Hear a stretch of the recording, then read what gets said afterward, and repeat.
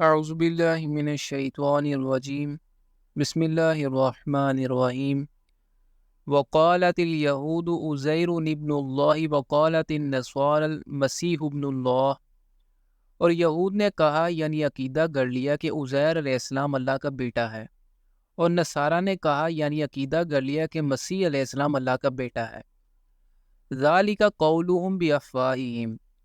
یضاہئون قول الذین کفروا من قبل، یہ ان کے منہ کی باتیں ہیں، یہ نقل کر رہے ہیں ان لوگوں کی باتوں کو جنہوں نے کفر کیا تھا ان سے پہلے۔ مثلا تاریخی شہادت کے مطابق تثلیث کا عقیدہ سب سے پہلے مصر کے قدیم مذہب متھرائزم کے پیروکاروں نے گڑھا تھا۔ اس حوالے سے انہوں نے یہ تین کردار متعارف کروائے تھے: God the father, Horus the son of God and Isis the mother goddess. یہ پہلی تثلیث تھی جو مصر میں بنی تھی۔ پھر جب سینٹ پال نے عیسائیت کی تبلیغ شروع کی اور اس کا دائرہ غیر اسرائیلیوں یعنی جینٹائلز تک وسیع ہو گیا، تو اہل مصر کی نکالی میں تثلیث جیسے نظریات عیسائیت میں بھی شامل کر لیے گئے تاکہ نئے لوگوں کو عیسائیت اختیار کرنے میں آسانی ہو۔ چنانچہ عیسائیت میں جو پہلی تثلیث شامل کی گئی وہ خدا کا بیٹا یسوع اور مریم مقدس کے کرداروں پر مشتمل تھی۔ گویا کہ اس تثلیث کا بنیادی تصور متھرائزم سے لیا گیا تھا۔ قاتلہم اللہ انا یؤفکون، اللہ انہیں ہلاک کرے، یہ کہاں سے بچلائے گئے ہیں۔ اتخذوا احبارہم ورہبانہم اربابا من دون اللہ والمسیح ابن مریم، انہوں نے اپنے احبار و رہبان کو رب بنا لیا اللہ کے سوا اور مسیح ابن مریم کو بھی۔ عیسائیوں میں دوسری بڑی گمراہی یہ پیدا ہوئی تھی کہ انہوں نے اپنے علماء مشائخ اور حضرت عیسیٰ علیہ السلام کو بھی الوہیت میں حصہ دار بنا دیا تھا۔ حضرت عیسیٰ علیہ السلام تو ان کے ہاں باقاعدہ تین خداؤں میں سے ایک تھے، اور اس حیثیت میں وہ آپ علیہ السلام کی پرستش بھی کرتے تھے، مگر احبار و رہبان کو رب ماننے کی کیفیت ذرا مختلف تھی۔ حضرت عدی بن حاتم رضی اللہ تعالی عنہ، جنہوں نے عیسائیت سے اسلام قبول کیا تھا، انہوں نے حضور صلی اللہ علیہ وآلہ وسلم کی خدمت میں حاضر ہو کر اس آیت کے بارے میں وضاحت کی درخواست کی، تو آپ صلی اللہ علیہ وآلہ وسلم نے فرمایا وہ ان احبار و رہبان کی عبادت تو نہیں کرتے تھے، لیکن جب وہ کسی شے کو حلال قرار دیتے تو یہ اسے حلال مان لیتے، اور جب وہ کسی شے کو حرام قرار دیتے تو یہ اسے حرام مان لیتے۔ یعنی حلال و حرام کے بارے میں قانون سازی کا حق صرف اللہ تعالیٰ کو حاصل ہے، اور اگر کوئی دوسرا اس حق کو استعمال کرتا ہے تو گویا وہ اللہ کی الوہیت میں حصہ دار بننے کی کوشش کرتا ہے، اور جو کوئی اللہ کے علاوہ کسی کا یہ حق تسلیم کرتا ہے وہ گویا اسے اللہ کے سوا اپنا رب تسلیم کر رہا ہے۔ وَمَا أُمِرُوا إِلَّا لِيَعْبُدُوا إِلَٰهًا وَاحِدًا لَا إِلَٰهَ إِلَّا هُوَ سُبْحَانَهُ عَمَّا يُشْرِكُونَ، انہیں نہیں حکم دیا گیا تھا مگر اسی بات کا کہ وہ پوجے صرف ایک الہ کو، نہیں ہے کوئی معبود اس کے سوا، وہ پاک ہے اس سے جو شرک یہ لوگ کر رہے ہیں۔ یریدون ان یطفئوا نور اللہ بافواہہم، یہ چاہتے ہیں کہ اللہ کے نور کو بجھا دیں اپنی منہ کی پھونکوں سے۔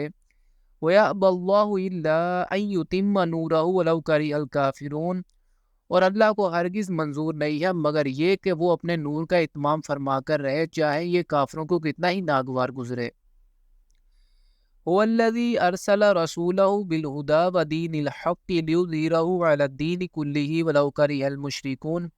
وہی تو ہے جس نے بھیجا ہے اپنے رسول صلی اللہ علیہ وآلہ وسلم کو الہدا اور دین حق دے کر، تاکہ غالب کر دے اسے کل کے کل دین نظام زندگی پر، خواہ یہ مشرکوں کو کتنا ہی ناگوار گزرے۔ یا ایھا الذین آمنوا ان کثیرا من الاحبار والرہبان لا یأکلون اموال الناس بالباطل،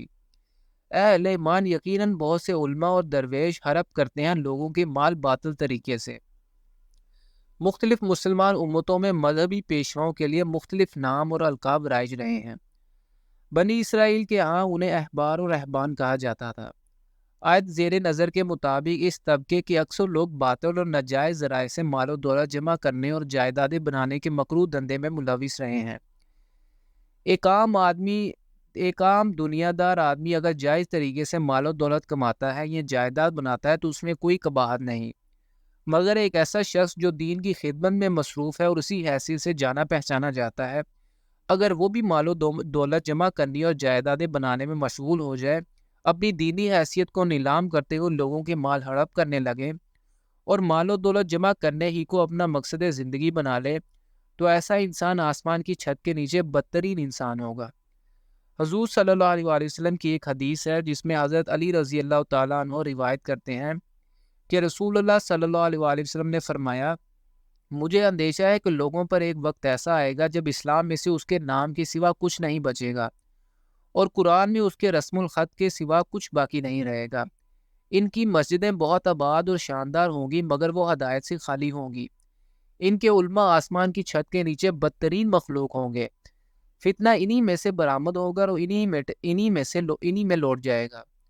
وَيَصُدُّونَ عَن سَبِيلِ اللَّهِ، اور روکتے ہیں لوگوں کو اللہ کی راستے سے۔ وَالَّذِينَ يَكْنِزُونَ الذَّهَبَ وَالْفِضَّةَ وَلَا يُنْفِقُونَهَا فِي سَبِيلِ اللَّهِ فَبَشِّرْهُم بِعَذَابٍ أَلِيمٍ، اور وہ لوگ جو جمع کرتے ہیں اپنے پاس سونا اور چاندی اور خرچ نہیں کرتے اس کو اللہ کی راہ میں، تو ان کو بشارت دے دیجئے دردناک عذاب کی۔ اس آیت کے حوالے سے حضرت ابو ذر غفاری رضی اللہ تعالیٰ عنہ کی ذاتی رائے یہ تھی کہ کسی مسلمان کے لیے سونا اور چاندی اپنے پاس رکھنا مطلقاً حرام ہے، مگر دوسرے صحابہ کرام رضوان اللہ علیہم اجمعین حضرت ابو ذر غفاری رضی اللہ تعالیٰ عنہ کی اس رائے سے متفق نہیں تھے۔ چنانچہ دین کا عام قانون اس بارے میں یہی ہے کہ اگر کسی نے کوئی مال جائز طریقے سے کمایا ہو اور وہ اس میں سے زکوٰۃ بھی ادا کرتا ہو تو اس مال کو وہ اپنے پاس رکھ سکتا ہے، چاہے وہ کتنی ہی زیادہ مقدار میں ہو اور چاہے وہ سونے اور چاندی ہی کی شکل میں ہو۔ ایسا مال ایک شخص کی موت کے بعد اس کے ورثاء کو جائز مال کے طور پر قانون وراثت کے مطابق منتقل بھی ہوگا۔ یوم یحما علیہا فی نار جہنم فتقوی بہا حباہم وجنوبہم وظہورہم، جس دن ان سونے اور چاندی کو تپایا جائے گا جہنم کی آگ میں اور پھر داغا جائے گا ان سے ان کی پیشانیوں، ان کے پہلوؤں اور ان کی پیٹھوں کو۔ ھذا ما کنزتم لانفسکم فذوقوا ما کنتم تکنزون، اور ساتھ کہا جائے گا یہ ہے جو تم نے اپنے لیے اکٹھا کیا تھا، تو اب چکھو مزہ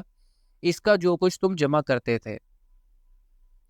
ان عدۃ الشہور عند اللہ 12 شہرا فی کتاب اللہ یوم خلق السماوات والارض، بے شک اللہ کے ہاں مہینوں کی تعداد 12 ہے اللہ کے قانون میں جس دن سے اس نے پیدا کیا آسمانوں اور زمین کو۔ منہا اربعۃ حرم، ان میں سے 4 مہینے محترم ہیں۔ ان 4 مہینوں یعنی ذوالقعدہ، ذوالحجہ، محرم اور رجب کو اشہر حرم کہتے ہیں اور ان میں جنگ وغیرہ جائز نہیں۔ ذالک الدین القیم فلا تظلموا فیہن انفسکم، یہی ہے سیدھا دین، تو ان کے معاملے میں اپنے اوپر ظلم نہ کرو۔ اس میں قریش کے اس رواج کی طرف اشارہ ہے جس کے تحت وہ محترم مہینوں کو اپنی مرضی سے بدلتے رہتے تھے۔ کسی مہم یا لڑائی کے دوران میں اگر کوئی ماہ حرام آ جاتا تو اس مہینے کے احترام میں جنگ و جدال بند کرنے کی بجائے وہ اعلان کر دیتے کہ اس سال اس مہینے کی بجائے فلاں مہینہ ماہ حرام کے طور پر منایا جائے گا۔ وَقَاتِلُوا الْمُشْرِكِينَ كَافَّةً كَمَا يُقَاتِلُونَكُمْ كَافَّةً وَاعْلَمُوا أَنَّ اللَّهَ مَعَ الْمُتَّقِينَ، اور مشرکین سے سب مل کر جنگ کرو جیسے کہ وہ سب اکٹھے ہو کر تم سے جنگ کرتے ہیں، اور جان لو کہ اللہ پرہیزگاروں کے ساتھ ہے۔ إِنَّمَا النَّسِيءُ زِيَادَةٌ فِي الْكُفْرِ يُضَلُّ بِهِ الَّذِينَ كَفَرُوا، یہ مہینوں کو ہٹا کر آگے پیچھے کر لینا تو کفر میں ایک اضافہ ہے جس کے ذریعے سے گمراہی میں مبتلا کیے جاتے ہیں وہ لوگ جنہوں نے کفر کیا۔ يُحِلُّونَهُ عَامًا وَيُحَرِّمُونَهُ عَامًا لِيُوَاطِئُوا عِدَّةَ مَا حَرَّمَ اللَّهُ، ایک سال یہ لوگ حلال کر لیتے ہیں اس مہینے کو اور ایک سال اسے حرام قرار دے دیتے ہیں تاکہ تعداد پوری کر لے اس کی جو اللہ نے حرام ٹھہرائے ہیں۔ فَيُحِلُّوا مَا حَرَّمَ اللَّهُ، اور اس طرح حلال کر لیتے ہیں وہ مہینہ جو اللہ نے حرام کیا ہے، یعنی اس طرح الٹ پھیر کر کے وہ ان مہینوں کو حلال کر لیتے ہیں جو اصل میں اللہ نے حرام ٹھہرائے ہیں۔ زُيِّنَ لَهُمْ سُوءُ أَعْمَالِهِمْ وَاللَّهُ لَا يَهْدِي الْقَوْمَ الْكَافِرِينَ، اسی طرح ان کے لیے مزین کر دیے گئے ان کے برے اعمال اور اللہ کافروں کو ہدایت نہیں دیتا۔